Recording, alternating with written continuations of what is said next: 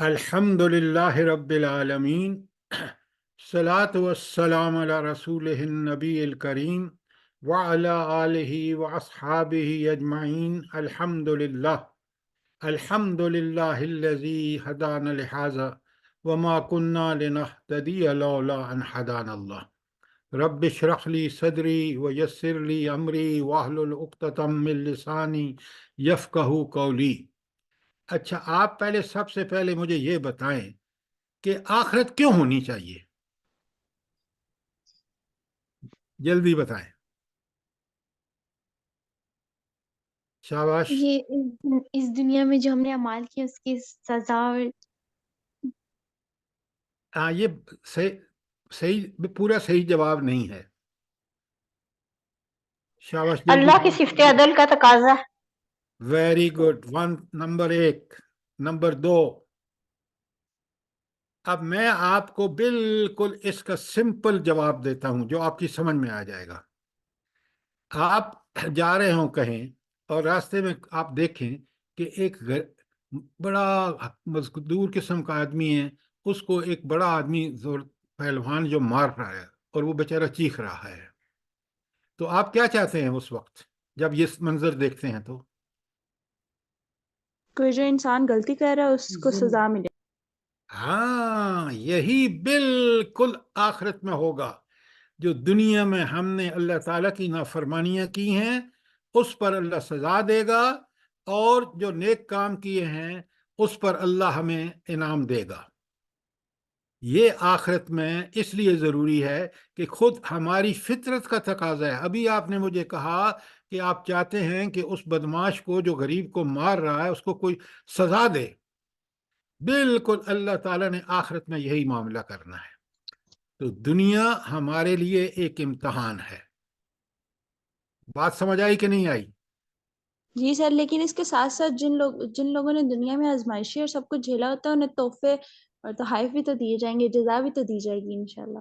بیٹا، وہ اتنی بڑی اللہ تعالیٰ انعام دیں گے کہ جنہوں نے اللہ تعالیٰ کے لیے ساری تکلیفیں برداشت کی ہیں وہ ہمارے سوچ سے بھی باہر ہیں۔ اتنا انعام ملے گا۔ اچھا، یہ بتائیں کہ یہ دنیا میں اللہ تعالیٰ کیوں مومنوں کو آزمائشوں سے گزارتا ہے؟ دنیا امتحان ہے، ایک بات یاد رکھیں، ایمان کے بعد بندے کی آزمائش شروع ہو جاتی ہے۔ یہ کیوں ہوتی ہے؟ کیا وجہ؟ اللہ تعالیٰ کا کیا پروگرام ہوتا ہے اس میں؟ تاکہ ہم اللہ کے اور قریب ہوتے جائیں اور ہمارے گناہ کم ہوتے جائیں، معاف ہوتے تاکہ چیک کر لے کہ ہم اچھے طریقے پہ چلتے ہیں یا برے اس آزمائش پہ۔ اور اب بڑے ہم غور سے اس سنیں۔ آزمائش پہ صبر کرتے ہیں یا ہمارا ریاکشن کیا ہوگا اس آزمائش پہ، ہم کریں گے لنبلوکم ایکم احسن عملا۔ اچھا ٹھیک ہے بیٹا، ویری گڈ، لیکن میں آپ کو ایک بات بتاتا ہوں، بڑے غور سے سنیں۔ انسان کی سیرت اور کردار اس وقت بنتا ہے جب ان آزمائشوں میں تکلیفوں پر صبر کرتا ہے، اور اللہ تعالیٰ جب اس کو نعمتیں دیتا ہے تو اس پر شکر کرتا ہے۔ یہ دو چیزیں ایسی ہیں جو اس کے اندر بالکل بہترین سیرت اور کریکٹر پیدا کرتی ہیں، مصیبتوں پر صبر کرنا اور نعمتوں پر اللہ کا شکر ادا کرنا۔ اس لیے بھی یہ دنیا میں جو آزمائشیں ہیں یہ انسان کو واقعتاً یہی انسان بناتی ہیں، ورنہ جو لوگ عیاشی اور فحاشی میں پلتے ہیں وہ دنیا میں فساد برپا کرتے ہیں۔ تو اللہ تعالیٰ کے دین پر چلنا دنیا اور آخرت دونوں کی بھلائیاں ہیں۔ انسان کا سیرت و کردار بن ہی نہیں سکتا جب تک اللہ تعالیٰ کی ان آزمائشوں میں ثابت قدمی نہ دکھائے۔ بات سمجھ آئی ہے کہ نہیں آئی؟ جی سر ایک اور بات ہے کہ سر جی، جب اللہ تعالیٰ ہمیں آزمائش میں ڈالتے ہیں تو ہمیں یہ تو نہیں نہ کہنا چاہیے کہ اللہ تعالیٰ یہ میرے ساتھ ہی کیوں۔ بالکل نہیں کہنا چاہیے، بالکل۔ دیکھیے، مومن وہ ہے جو اللہ کی آزمائش جب آئے تو صبر کر کے اور نماز پڑھتا ہے، صبر کرتا ہے، تو اس طرح وہ اپنے اللہ سے قریب ہو جاتا ہے۔ آپ تو بہت اب بڑے ہو گئے ہیں، چھوٹے بچے کو جب ماں مارتی ہے، بہت چھوٹا سا ہوتا ہے، وہ کیا کرتا ہے؟ ماما روتا مائی کا ماں سے ہی لپٹتا ہے، ماں سے ہی لپٹتا ہے۔ آپ بھی ایسا کرتے تھے، اب آپ کو یاد نہیں ہے تو اللہ تعالیٰ تو 70 ماؤں سے زیادہ پیار کرتا ہے۔ جب وہ ہمیں آزمائش میں ڈالتا ہے تو اس کا ایک پلان ہوتا ہے کہ یہ میرا بندہ بہت ہی اچھا انسان بنے گا اگر میری بات مانے گا تو۔ شیطان کے پیچھے چلے گا، نہ وہ ماں باپ کا نہ فرمان، معاشرے میں ہر گندگی کرے گا، فساد کرے گا۔ بات سمجھ آئی آپ کو؟ جی سر۔ جی اچھا، اب آپ نے 2 چیزیں نوٹ کر لی کہ آخرت عقل بھی مانتا ہے کہ آخرت ہونی چاہیے۔ کیوں؟ جنہوں نے دنیا میں ظلم کیا ہے، جنہوں نے اللہ تعالیٰ کی نافرمانیاں کی ہیں، ان کو سزا ملنی چاہیے، اور جنہوں نے اللہ تعالیٰ کی پر ایمان لا کر نیک عمل کیے ہیں اور تکلیفیں برداشت کی ہیں، ان کو انعام ملنا چاہیے۔ عقل بھی یہ بات مانتی ہے نا؟ جی سر۔ اچھا، اب آخرت ہے کیا؟ سب سے پہلے آخرت پر ایمان کیوں ضروری ہے، یہ مجھے بتائیں کہ آخرت پر ایمان کیوں ضروری ہے، جلدی بتائیں۔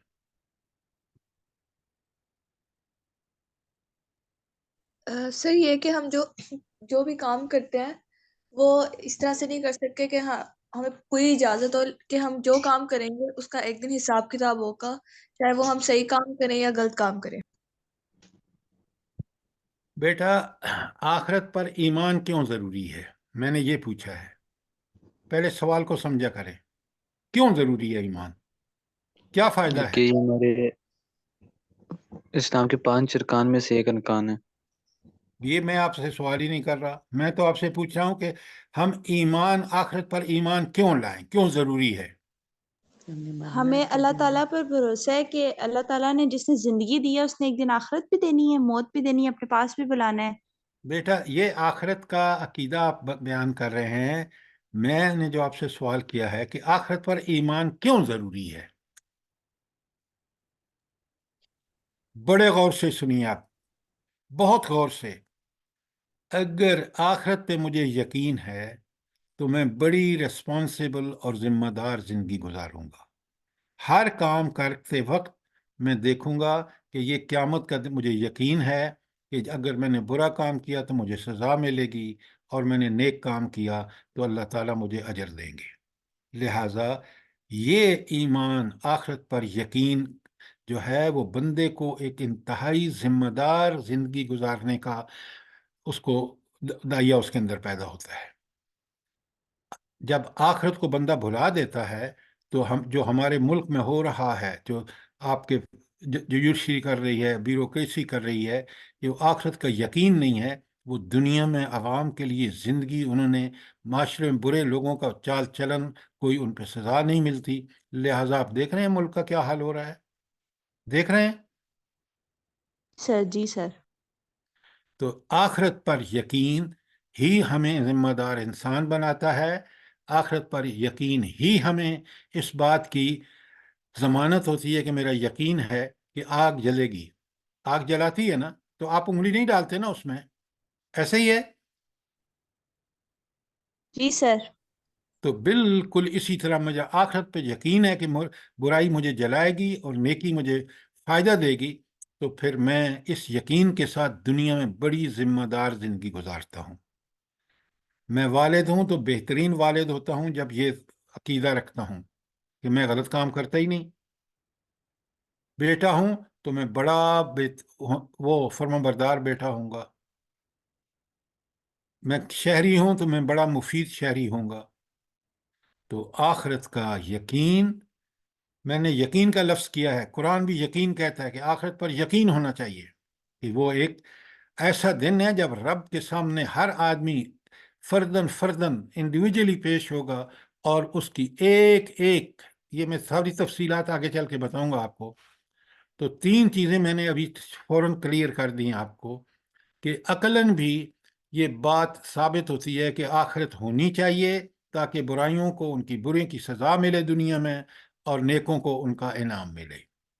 دوسری بات، آخرت کا ہمیں بالکل یقین ہونا چاہیے اور یہ یقین ہی جو ہے. اچھا، اللہ کے بارے میں ہمیں کیا یقین ہونا چاہیے؟ چلیں، توحید کی بات آنا ختم ہو چکا ہے، لیکن میں چاہتا ہوں کہ آپ کا ریویژن ہو جائے. جس طرح ہم کہتے ہیں نا کہ آخرت پر یقین ہونا چاہیے تاکہ ہم دنیا میں ٹھیک کام کریں اور غلط نہ کریں، تو توحید میں کیا بات یقینی ہونی چاہیے؟ جلدی بتائیں. کہ اللہ ایک ہے اور اللہ کے علاوہ کوئی عبادت کے لائق نہیں. تو یہ سارا پاکستان یہی دعوے کرتا ہے اور برائیاں اتنی ڈھیر ساری کرتا ہے. اللہ تعالیٰ ہمیں ہر جگہ دیکھ رہے تو عید کا تقاضا ہے. Very good. اللہ تعالیٰ حاضر اور ناظر ہے. میں جو بھی چیز کر رہا ہوں، میرے دل میں برے خیال بھی اٹھ رہے ہیں، تو اس اللہ کو پتہ ہے. وہ اللہ کائنات کا حاکم ہے، یہ مجھے یقین ہوگا نا. حاکم کا کیا مطلب ہوتا ہے؟ کہ آپ اس کے حکم پہ چلیں گے. آپ سوال سر کریں، یہ سر اس سوال آپ توحید میں کیا کریں بیٹا. سر ہم اس کی اگزامپل اس طرح بھی لے سکتے ہیں، جیسے اسکول میں جہاں کیمرے لگے ہوتے ہیں ادھر ہم کوئی غلط حرکت نہیں کرتے، لیکن جہاں کیمرے نہیں لگے ہوتے ادھر ہماری مطلب ہم کبھی کبھی کر جاتے ہیں غلطی. تو اس طرح ہمیں اللہ تعالیٰ بھی ہر جگہ دیکھ رہا ہے، تو ہمیں بیٹا چاہیے کہ بیٹا بیٹا کیمرے سے آپ نیچے سے ہو کے گزر جائیں تو اس کو پتہ بھی نہیں چلے گا. وہ تو بالکل جہاں نہیں دیکھ رہا نا کیمرہ، اللہ تعالیٰ ہر جگہ ہر وقت ہر حال میں دیکھ رہا ہے. یہ دنیا کی مثالیں اللہ کے لیے نہ دیجیے. اللہ تعالیٰ کی ہستی کمال کی ہستی ہے. اب بات سمجھ آئی کہ نہیں آئی؟ آگے سر. اچھا، اب چلتے ہیں ہینڈ آؤٹ میں. انسان کی پیدائش کا ایک مقصد ہے، وہ ایک ذمہ دار ہستی ہے. انسان ذمہ دار کیوں ہے بھلا؟ جلدی بتائیں.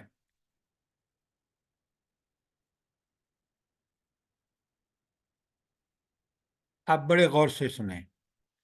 انسان کو اللہ تعالیٰ نے عقل، ہیئرنگ پاور، سینگ پاور، وسائل، ذرائع، جسم، کیا کچھ نہیں دیا.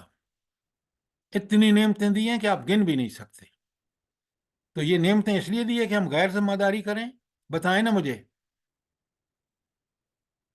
آپ کے گھر میں جو ماسی کام کرتی ہے نا، نوکرانی، آپ تھوڑی سی تنخواہ اس کو دیتے ہیں اور اتنے اس سے ذمہ داری توقع کرتے ہیں کہ وہ گھر کا ہر کام کرے.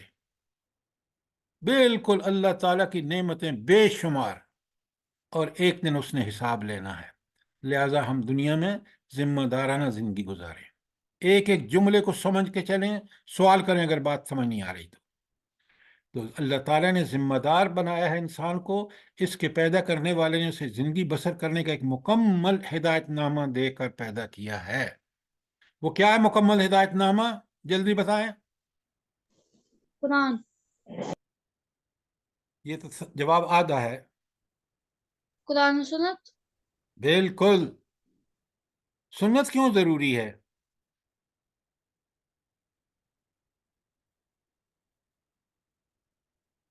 یار آپ لوگ، تم کو اتنا بھی نہیں پتا.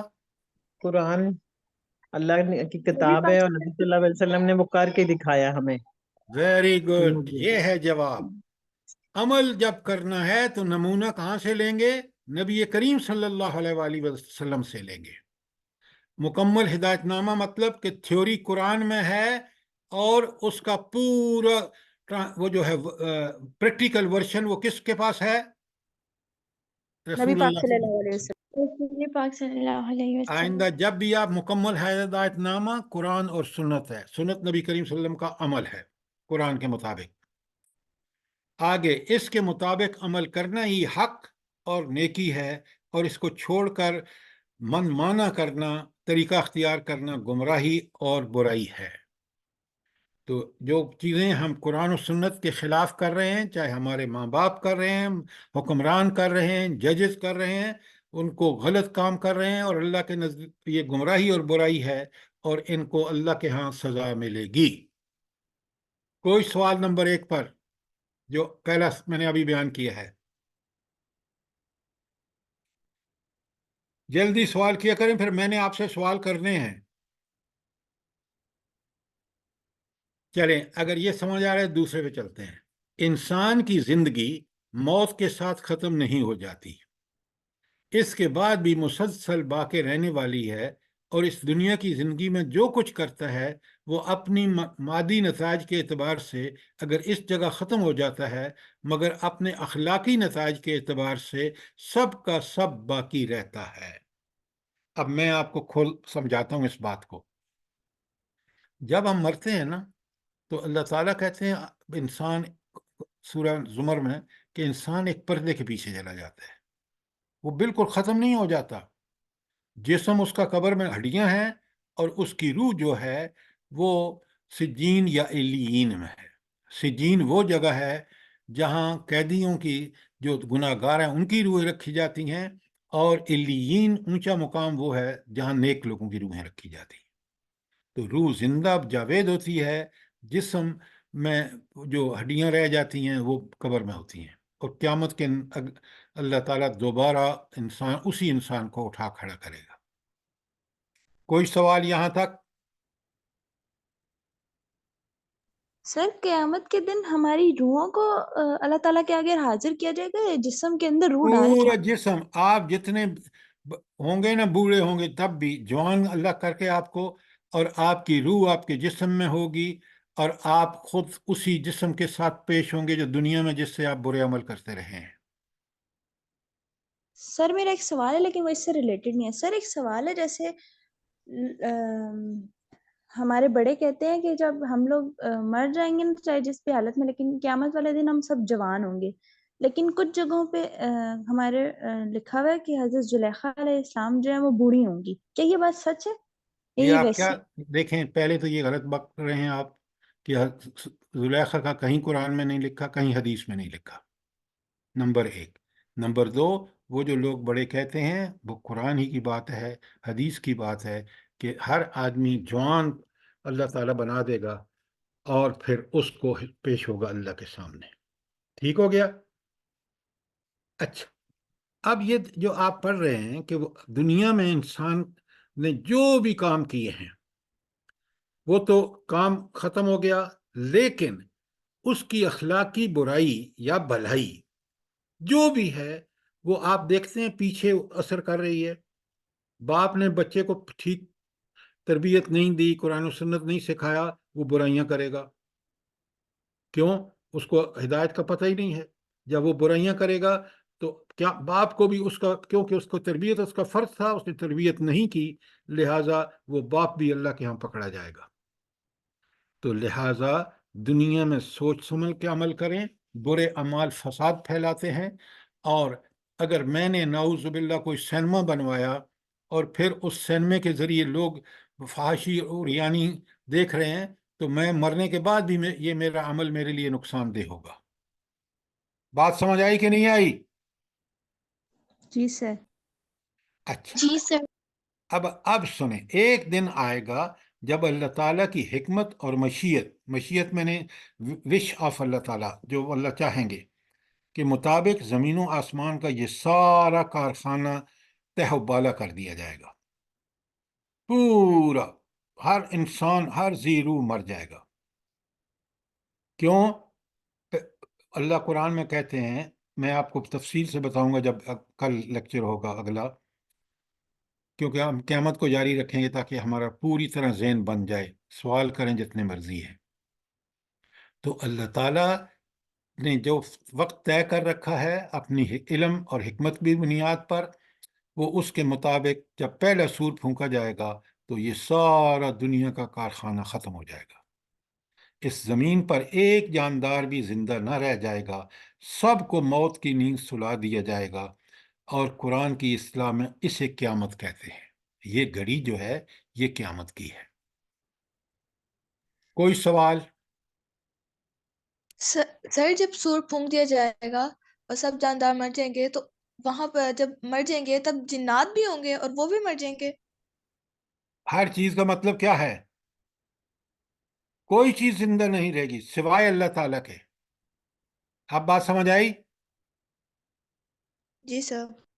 اچھا، اب قرآن میں اگر مزید جائیں نا آپ، پھر وہاں پتہ چلتا ہے کہ جب یہ قیامت کی گھڑی ہوگی نا جانوروں کا، وحشی جانوروں کا کیا حال ہوگا، انسانوں کا کیا حال ہوگا، وہ یہ سب چیزیں قرآن ہمیں کھول کھول کے بتاتا ہے۔ اب آگے چلتے ہیں، اگر اس پوائنٹ نیکسٹ۔ اچھا، اب اللہ تعالیٰ فرماتے ہیں، عجائب ذرا پہلی لائن نیچے کرو۔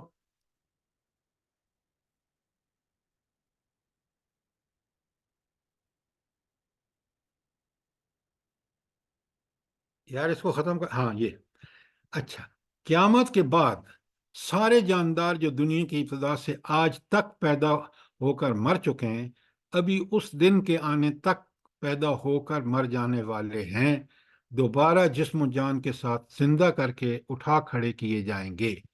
اسے حشر کہتے ہیں۔ کیا مطلب ہے؟ پہلے سور پہ سارے جاندار مر گئے، اللہ تعالیٰ حکم دیں گے فرشتے کو، وہ دوسرا سور پھونکے گا اور اس پہ سارے جاندار کیا روز اول سے لے کے آخر دن تک سب زندہ ہو جائیں گے، اور زندہ کر کے ان کو اللہ تعالیٰ سب کو میدان حشر میں جو جگہ ہے اس میں جمع کرے گا۔ کیوں جمع کرے گا بھلا؟ بتائیں جلدی۔ حساب کتاب کے لیے۔ حساب کتاب کے لیے۔ اس دن کو مت بھولیں، یہ سارا آخرت پر ایمان ہے جو بات آپ پڑھ رہے ہیں نا، جتنے مرضی یہ سوال کریں۔ اب حشر میں جب پہنچ چکے تو حشر کے بعد ہماری زندگی کا دوسرا دور شروع ہوگا۔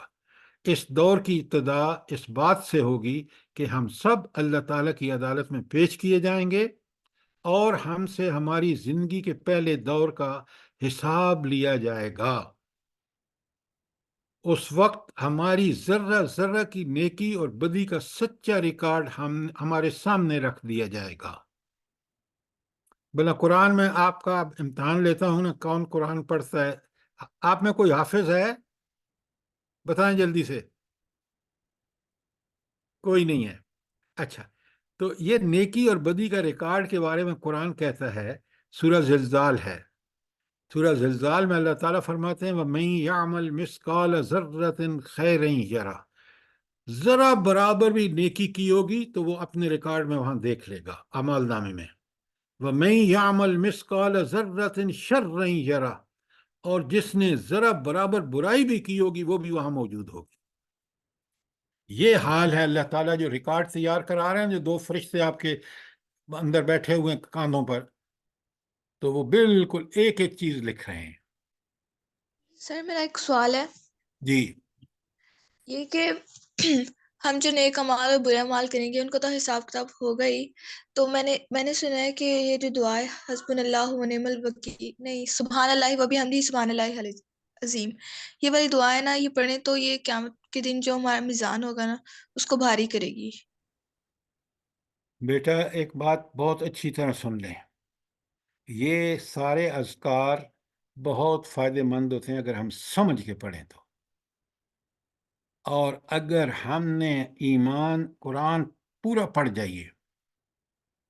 میں قرآن پڑھاتا ہوں، قرآن کہتا ہے کہ وہاں نجات صرف اور صرف اس شخص کی ہوگی جس کا نیکیوں کا پلڑا بھاری ہوگا اور برائیاں کم سے کم ہوں گی۔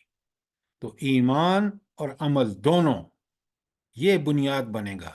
آمنوا وعملوا الصالحات، اذکار بہت اچھی چیز ہے، سمجھ کے کرنے چاہیے، اس کا فائدہ ہے، لیکن صرف اعمال سے ترازو بھاری نہیں ہوگا۔ قرآن صاف بتاتا ہے کہ ایمان اور عمل صالح سے ترازو بھاری ہوگا۔ وہ عمل صالح ہیں وہ ہمیں کرنے چاہیے۔ بات سمجھ آئی کہ نہیں آئی؟ جی سر آگی۔ کوئی شارٹ کٹ نہیں ہے، بڑے غور سے سنیں۔ یہ جو ہمارے معاشرے میں ہے نا کہ یہ پڑھ لو تو یہ ہو جائے گا، یہ پڑھ لو تو یہ ہو جائے گا، دنیا میں اعمال پورے تولے جائیں گے۔ آپ سنیں آگے، انصاف کی ترازو نصب ہوگی، ہر شخص کے عمل کانٹے کی تول وہ تلیں گے، تکیں گے نہیں، تلیں گے بالکل ٹھیک ٹھیک۔ جس خوش نصیب کا عمل باوزن ثابت ہوگا اور اعمال نامہ نیکیوں کا اعمال نامہ نکلے گا، اس کو زندگی کا یہ دوسرا دور بسر کرے گا، اس کو جنت ملے گی، اس کے لیے نعمتیں بھری جگہ عطا ہوگی جنت. یہ نعمتیں بے حد و حساب ہوں گی، کبھی ختم نہ ہوں گی، ایسی ہوں گی کہ جس کا اس دنیا میں رہتے ہوئے تصور بھی نہیں کیا جا سکتا، جس کے بارے میں انسان کو کسی اور کی آرزو تک نہ ہوگی، آزر نہیں، آرزو تک نہیں ہوگی.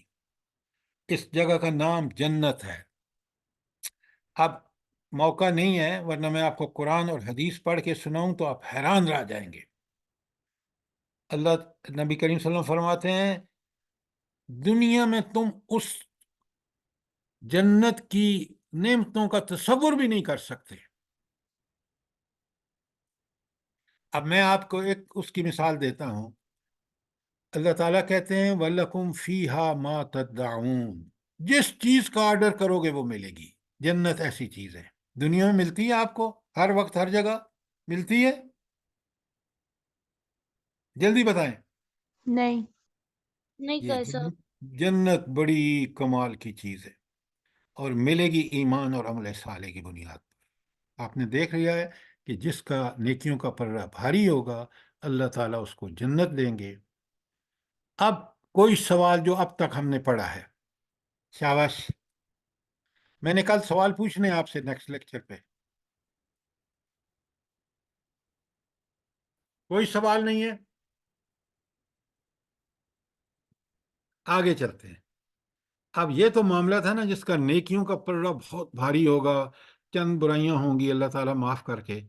اب آئیے جس بد نصیب کا معاملہ اس کا الٹا ہوگا، جس کا اعمال نامہ برائیوں کا اعمال نامہ نکلے گا، جو اپنی زندگی کا پہلا دور غفلت اور ناحق شناسی کے ساتھ گزار کر اللہ تعالیٰ کے سامنے حاضر ہوگا، اسے زندگی کا یہ دوسرا دور بسر کرنے کے لیے ایسی جگہ دی جائے گی جو ناقابل بیان تکلیفوں اور اذیتوں کا جگہ ہوگی. اذیت کا معنی بھی تکلیف ہے. ایسی تکلیفوں اور اذیتوں کی جگہ ہوگی جو کبھی ختم ہونے والی نہ ہوں گی. اس جگہ کا نام جہنم ہے. پہلی جنت تھی، یہ جہنم ہے کن کے لیے؟ جنہوں نے دنیا میں اللہ تعالیٰ کا کہنا نہیں مانا ہوگا، جو اکثریت آج ہم میں سے کر رہی ہے.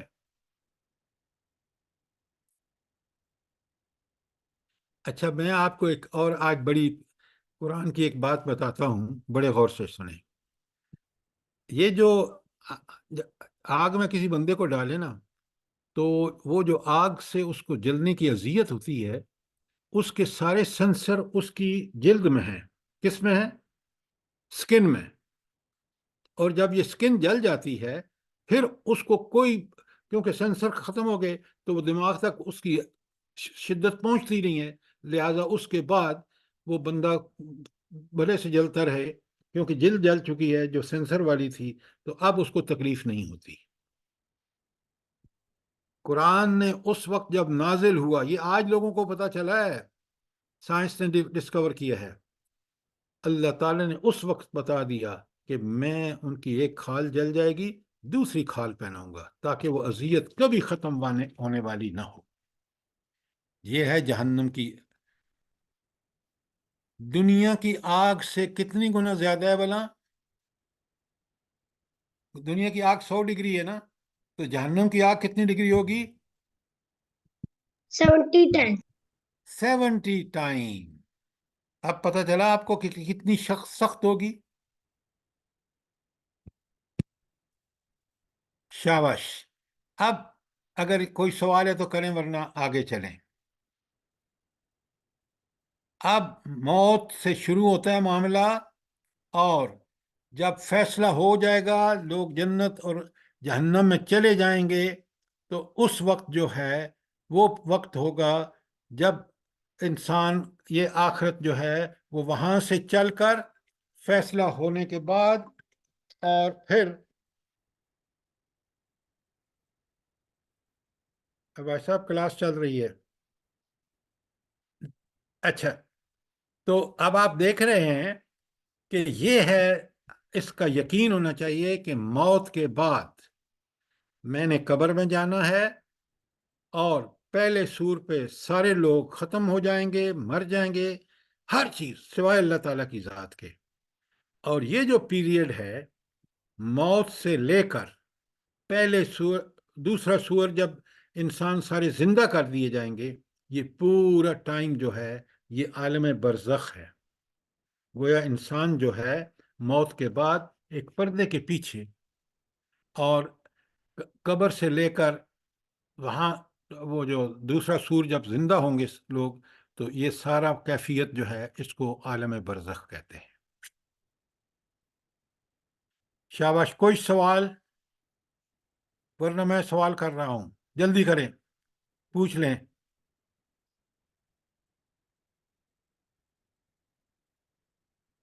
سر بولیں بولیں، سوال کیا کریں. شیطان آگ سے پڑے تو اسے آگ سے تو کچھ نہیں ہوگا نا. کیا بات کر رہے ہیں؟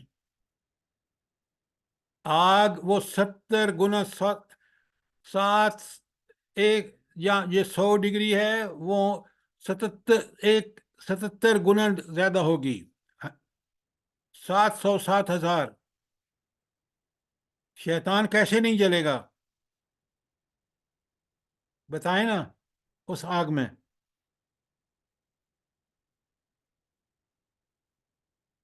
اب میرا سوال آ رہا ہے آپ کے پاس. یہ جو میں نے آپ کو بتایا عالم برزخ، اب سوال آپ نہیں کرتے نا، آپ غور سے سن نہیں رہے ہوتے. عالم برزخ ہے موت سے لے کر دوبارہ جی اٹھنے تک. اس پورے پیریڈ میں جو ہزاروں سال ہے، دنیاوی زندگی تو 70-80 سال ہے یا اس سے بھی کم ہے، لیکن یہ پیریڈ جو ہے ہزاروں لاکھوں سال ہے. مثلا حضرت آدم کو دیکھیں کب سے قبر میں پڑے ہوئے ہیں، اور ان کو دوبارہ اٹھایا جائے گا دوسرا سور جب پھونکے گا. آپ کے دادا نانا جو مر چکے ہیں وہ بھی عالم برزخ میں ہیں، اور وہ دوبارہ اٹھائے جائیں گے جب دوسرا سور پھونکا جائے گا. تو اس دوران آدمی کو کیا ملے گا؟ برزخ میں اس کے ساتھ کیا ٹریٹمنٹ ہو رہا ہے؟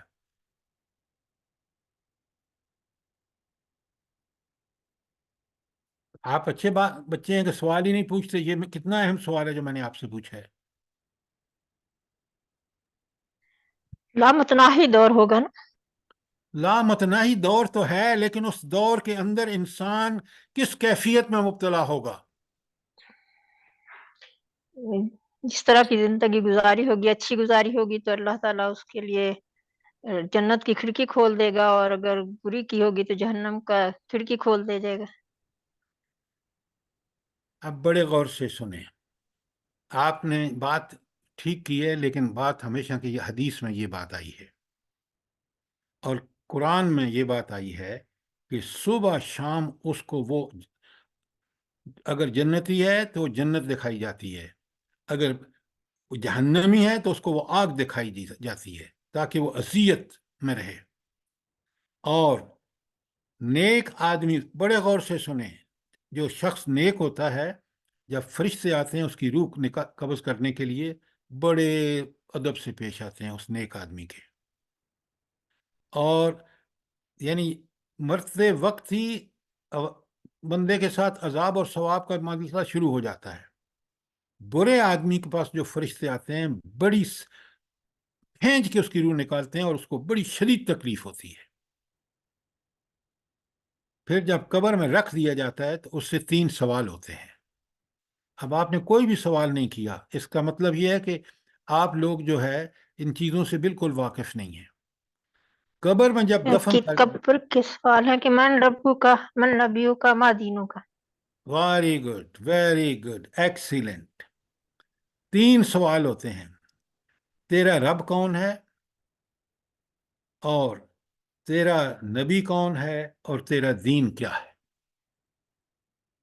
اچھا، یہ جو آپ مجھے بتا رہے تھے ابھی سوال، ان کا جواب کیسا جواب دیں گے جنتی، اور کیسا جواب دیں گے جہنمی، اور کیوں دیں گے؟ جلدی بتائیں. جواب اس لیے دیں گے کیونکہ انہیں اپنے اللہ، اپنے دین پر سچا یقین ہے. یہ سب آپ جو کہہ رہے ہیں نا، یہ کہنے کی باتیں ہیں. اس نے پوری زندگی اللہ کے دین کے مطابق گزاری ہوگی، اللہ کے احکامات کو مانا ہوگا، تو پھر وہ بتائے گا کہ میرا رب کون ہے۔ اگر دنیا میں اس نے رب کی کوئی بات نہیں مانی، رب کا تعارف حاصل نہیں کیا قرآن و سنت سے، جواب نہیں دے سکے گا۔ بڑے غور سے سنو،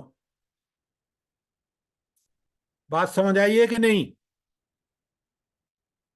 وہاں جواب وہ دے گا جس نے دنیا میں اللہ کو حاضر ناظر جان کے، حاکم جان کے، اس کے حکم کی تعمیل کی ہوگی۔ کوئی بات سمجھ آئی ہے کہ نہیں آئی آپ کو؟ سوال کریں۔ اور جب اس یثبت اللہ الذین آمنوا بالقول الثابت فی الحیات الدنیا والآخرہ، اس کا تعلق اسی سے ہے تو اور کہ کیا، اللہ تعالیٰ ان کو ثابت قدمی عطا کرے گا۔ جو میں بات سمجھا رہا ہوں آپ کو سمجھ آ رہی ہے نہیں؟ وہ یہی آیت ہے کہ وہ ثابت قدم وہ ہوگا جس قول ثابت میں جس نے دنیا میں اللہ کا کہنا مان کے زندگی گزاری ہوگی۔ بات کو سمجھیں ذرا۔ اچھا، کون جواب دے گا کہ رسول محمد رسول اللہ صلی اللہ علیہ وسلم اللہ کے رسول ہیں؟ کون جواب دے گا؟ ٹھیک، جو آپ کی سنتوں پر، آپ کے طریقے پر چلتا ہوگا۔ جس نے زندگی میں عمل آپ کے عمل کے مطابق کیا ہوگا۔ یہ چیزیں آپ کو پتہ ہونی چاہیے بچو۔ اور رب بھی ہو گیا کہ اس نے رب کو رب مان کے، حاکم مان کے زندگی گزاری ہوگی، تو نمبر 2، اگر اس نے نبی کریم صلی اللہ علیہ وسلم کی زندگی بھر پیروی کی ہے تو جواب ٹھیک دے گا۔ اور تیرا دین کیا ہے یہ بتائیں، یہ کیا مطلب ہے اس کا؟ سر ہر بڑے اور چھوٹے معاملے پہ اللہ تعالیٰ کے حکم ماننا، حکم کیسے؟ اچھا بیٹا، چھوٹے بڑے کو چھوڑیں، دین اس کا طریقہ زندگی اسلام کے مطابق اور اسلامی تعلیمات اور احکامات کے ہاں، مطابق۔ اس کی عقیدت قرآن و سنت کے مطابق تھا، اس کی ساری نماز، روزہ، حج، زکوٰۃ قرآن کے حکم کے مطابق تھا، اس کا اخلاق، مورل ویلیوز، جو ورچوز ہیں، فضائل ہیں، اس کو اختیار کیا، رذائل سے بچا، اور معاملات انتہائی دیانت اور امانت سے کیے، اور اللہ کے دین کو دوسروں تک پہنچانے کا فریضہ انجام دیتا رہا۔ یہ کام کیے ہیں تو پھر اس تیسرے سوال کا جواب دے گا۔ تینوں سوالوں کے جواب جو ٹھیک ٹھیک دے گا، اللہ تعالیٰ کے نبی صلی اللہ علیہ وآلہ وسلم فرماتے ہیں اس کے لیے اللہ تعالیٰ ایک کھڑکی کھول دے گا جنت سے، اور پھر جنت کی بڑی پرسکون ہوائیں جو ہیں وہ آئیں گی۔ اور اگر سر اس میں سر جی، ہم نے اپنے بڑوں سے سنا ہے کہ قبر میں سب سے پہلے سوال نماز کا بھی ہوتا ہے۔ آپ نے بڑوں سے سنا ہے نا، میں آپ کو جو بتا رہا ہوں وہ آخرت کی بات ہے۔ آپ فوراً مجھے کہتے ہیں بڑوں سے سنا ہے، آپ مجھے یہ کیوں نہیں کہتے قرآن و سنت نے یہ کہا ہے؟ آپ کا دین وہ ہے جو آپ کے بڑوں نے بتایا ہے، دین وہ ہے جو قرآن و سنت نے بتایا ہے۔ آپ یہ بات مجھے مت بتائیں لوگ یہ کہتے ہیں، بڑے یہ کہتے ہیں، نہیں، مجھے بتائیں قرآن یہ کہتا ہے، نبی کریم صلی اللہ علیہ وسلم بھی یہ کہتے ہیں، وہ حق ہے، باقی کوئی چیز حق نہیں ہے۔ تو سر کیا یہ حدیث میں ہے کہ قبر میں سب سے پہلے سوال نماز کا ہوگا؟ میں جو آپ کو بتا رہا ہوں، قبر کے 3 سوال ہیں، وہ سوال آخری جب ریکارڈ دیکھا جائے گا تو وہاں دیکھا جائے گا۔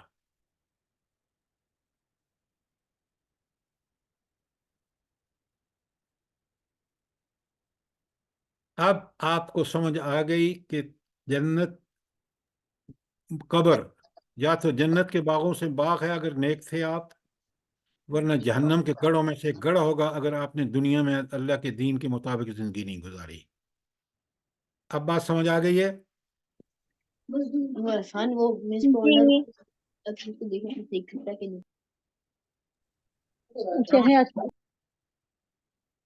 سوال کریں۔ اب یہ چیزیں جو میں نے آپ کو پڑھائی ہیں، ان کو اچھی طرح سمجھ کے آنا۔ میرا فون نمبر میں نے آپ کو لکھوا دیا ہے، اگر کسی کا سوال ہو تو مجھ سے کر لے، اس کے جواب دیں گے تو پھر آگے چلیں گے۔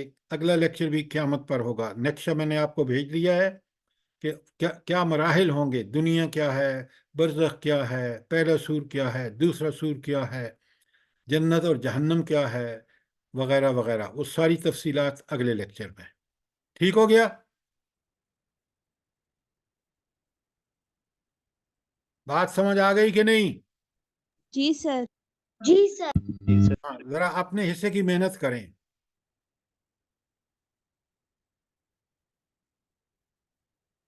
ربنا تقبل منا انك انت السميع العليم وتب علينا انك انت التواب الرحيم.